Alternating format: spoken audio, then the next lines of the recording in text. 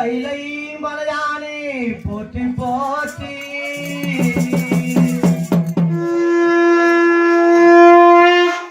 அருளை பெறுவதற்கு ஏகப்பட்ட வழிமுறைகள் இருக்கு.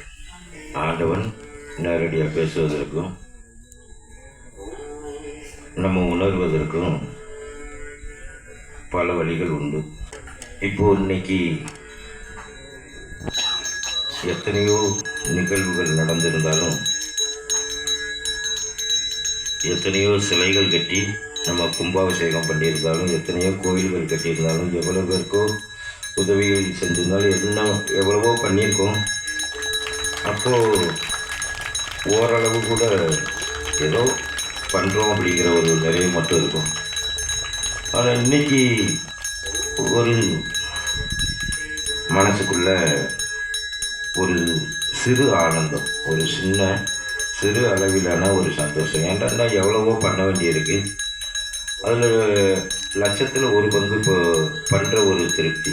எப்படி 1,00,000 மடங்கு நான் செய்ய வேண்டியதில்லை, ஒரு பங்கு இன்னைக்கு செஞ்சுருக்கோம் அப்படிங்கிற ஒரு திருப்தி. ஆனால் இந்த ஆனந்தம் பேரானந்தமாக இருக்கு. அப்போது இறைவனுக்கு ஒரு துளி செய்தால் கூட இறைவன் பல துளிகள் செய்வான் அப்படிங்கிறது நிதர்சனமான உண்மை. நான் இறைவனுக்கு அதை பண்ணேன் இதை பண்ணேன் அப்படிங்கிறத காட்டிலும் இறைவனுக்கு ரத்தம் சிந்த உழைக்கணும்.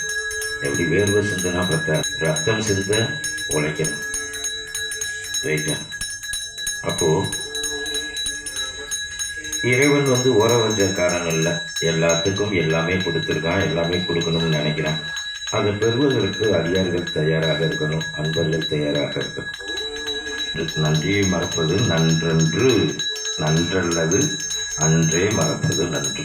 யார் என்ன உதவி செஞ்சாலும் எப்பேற்பட்ட காலத்திலையும் கண்டிப்பாக மறந்துட்டோம் அப்படின்னோம்னா நம்ம மனிதர்களே கிடையாது. தெய்வமாக இருந்தாலும் மறக்காது, தெய்வமாக இருந்தாலும் மறக்காது. நம்ம ஒரு உதவி செஞ்சுட்டோம் அப்படின்னோம்னா அது இந்த ஆலயம் வித்தியாசமான ஆலயம். ஏன்னா நீ ₹1 பண்ணிட்டேன்னா திருப்பி ₹10 கொடுக்காம இது தூங்கவே தூங்காது. அப்படியேப்பட்டது. சரியா? நல்லது பண்ணுவோம், நல்லது செய்வோம், நல்லது நினைப்போம். எல்லா பக்தர்களும் சார்பாக ஐயாக்கமார்கள் ஆசீர்வாதத்தோடு இதை அவங்களுக்கு அர்ப்பணிப்போம். ஓம் நம சிவாய. ஜெய் ஸ்ரீராம். ஸ்ரீராமதேவாய நம.